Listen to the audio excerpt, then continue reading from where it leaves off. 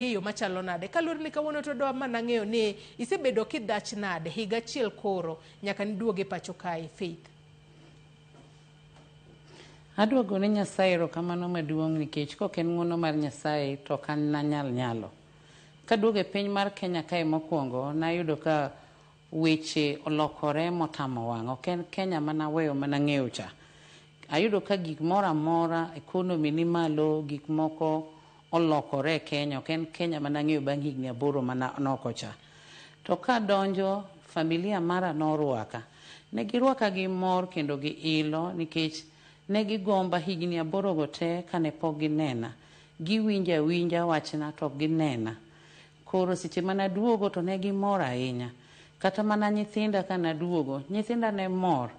An kaka miyo naparo ni samoro adhi rwenyo nyithindo. No karwenyogi, nyithindo gi pod ne para. Makata nyathina matino kana chopo, kano ywak kohaga, noluonga ni mami. Koro ane machal ka gima nabagni nikech paro mang'eny to gibedo mabor kuom nyithindo. Masani nyathina manawe matino, nyathi maduong', ogo mpira masani joligi dogo Nairobi okawe, mane en od sister na Nairobi.